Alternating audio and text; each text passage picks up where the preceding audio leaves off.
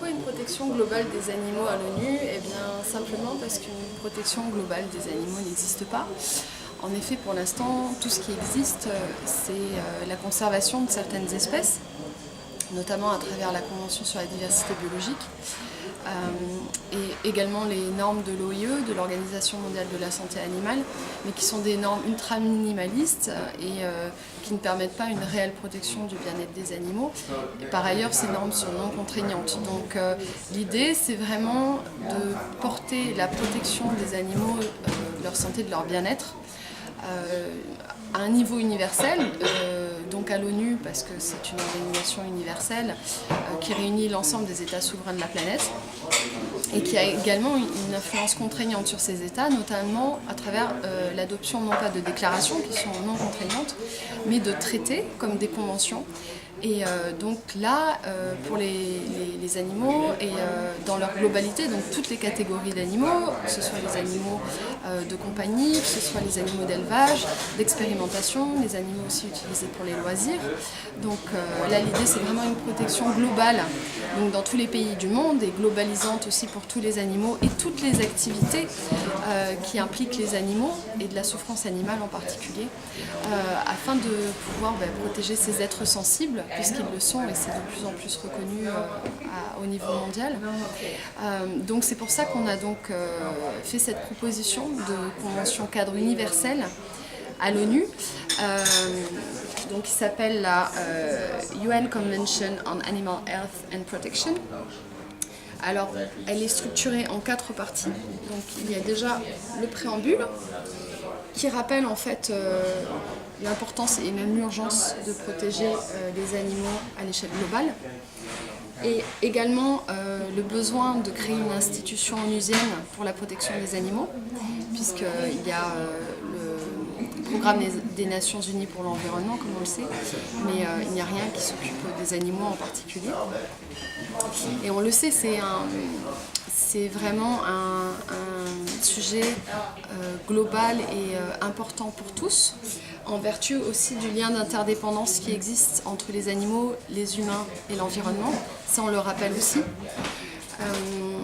Ensuite, on a donc, quand je dis on, c'est moi sur la base de ma thèse que j'ai réalisée pendant 7 ans au Québec et que j'ai publiée l'an dernier chez l'Harmattan, donc le droit du bien-être animal dans le monde, évolution et globalisation, par laquelle je conclus notamment par une proposition de convention.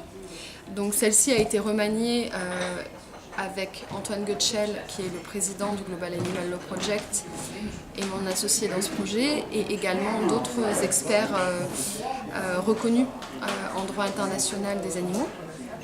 Et donc on a élaboré cette première version de convention, à savoir que c'est une première version qui est amenée à être améliorée et notamment, on le sait, les États souverains à l'ONU aiment bien avoir quand même leur main mise sur la rédaction des contrats qui les lient.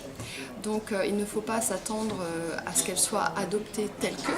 Par contre, il est important d'avoir une première esquisse, une première impulsion vers l'adoption d'un tel contrat afin de pouvoir lier les États vers quelque chose de réellement contraignant pour eux. Parce que pour l'instant, comme on le voit, les déclarations ou les normes ne suffisent pas à faire réellement avancer la protection animale de manière globale.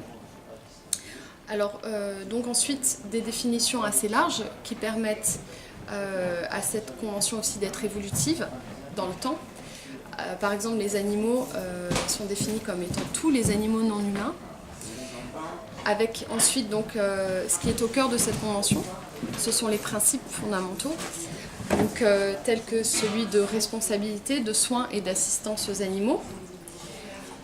Ensuite, donc je passe rapidement, je permettrai à tout intéressé de la lire plus en détail.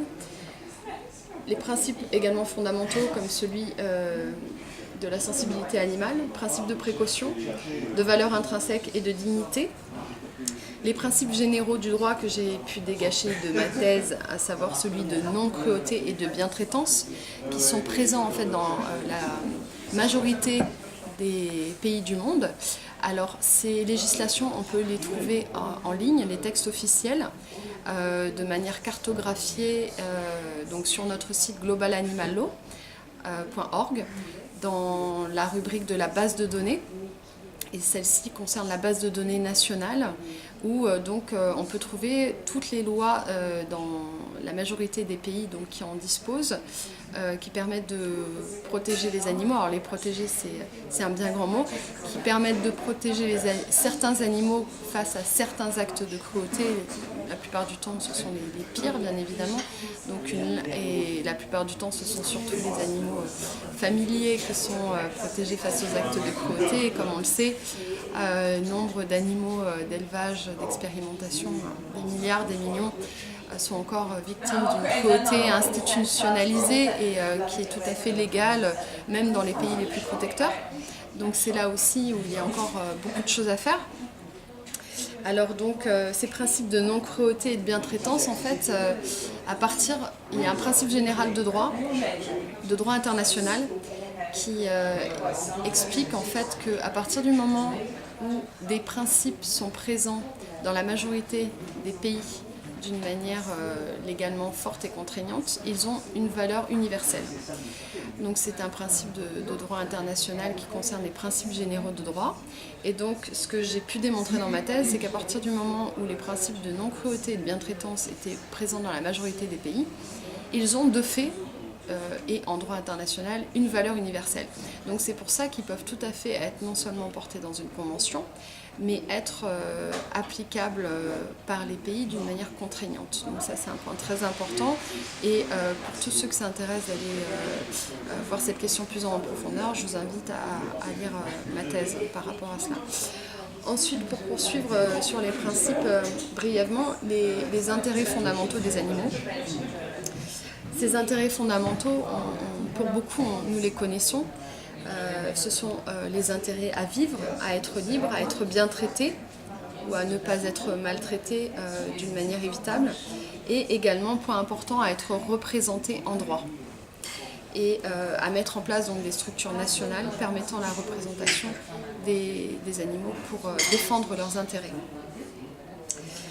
Ensuite, un principe assez évolutif et progressiste, à savoir de promouvoir la recherche d'alternatives aux produits et à l'exploitation animale afin que les États puissent vraiment mettre en œuvre et développer des alternatives permettant de réduire progressivement justement l'exploitation et la production animale. Et ensuite, une partie importante aussi, à savoir celle de l'application de cette convention, avec la constitution d'un secrétariat permettant chargé de l'application de cette convention, avec une conférence des parties. Donc ça c'est vraiment le fonctionnement onusien avec j'ai travaillé pour le secrétariat pour la Convention sur la diversité biologique, donc ça m'a permis également de permettre d'élaborer la partie application de cette convention. Donc il y a un secrétariat qui est en charge de l'application de la convention, qui est en charge également de réunir les États parties lors de conférences des parties, qui sont variables selon les conventions, mais généralement les pays se réunissent tous les 2-3 ans. À cette conférence des parties sont décidés tout ce qu'il y a à décider par rapport justement à la bonne mise en œuvre de cette convention. Et il y a également les rapports nationaux. Ça c'est le dernier point très important.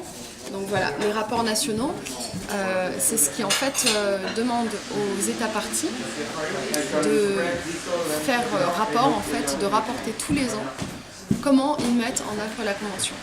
Et donc ces rapports nationaux sont fondamentaux puisqu'ils permettent d'avoir un suivi de la mise en œuvre de la convention dans chaque pays afin de pouvoir justement encourager les États à mieux appliquer quand c'est nécessaire et à les féliciter quand ils appliquent bien les conventions en général.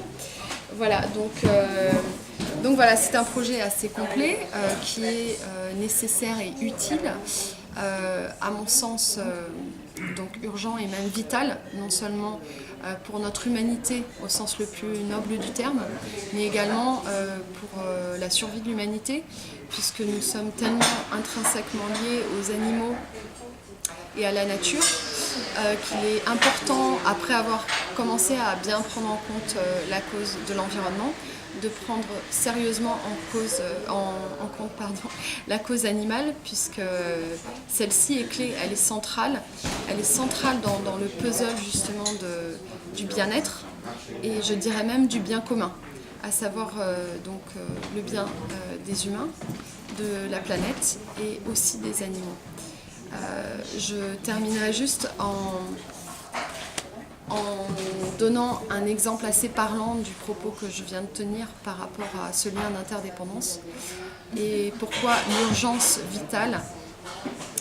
Nous savons tous aujourd'hui que l'élevage industriel massif est la cause non seulement du massacre inutile de milliards d'individus, et également un fléau planétaire sur le plan environnemental, ainsi qu'un désastre pour la santé humaine. Il y a de plus en plus d'études à ce sujet qui le confirment. La sonnette d'alarme est tirée aujourd'hui par le GIEC en ce qui concerne le réchauffement climatique, qui est également intrinsèquement lié à cette activité, puisqu'elle y est responsable c'est le premier facteur responsable avec les transports. Et donc voilà, d'où l'urgence en fait de repenser complètement notre rapport aux animaux, notre mode de consommation et également notre mode d'interaction avec ces êtres sensibles qui méritent tout notre respect. Voilà, donc merci beaucoup.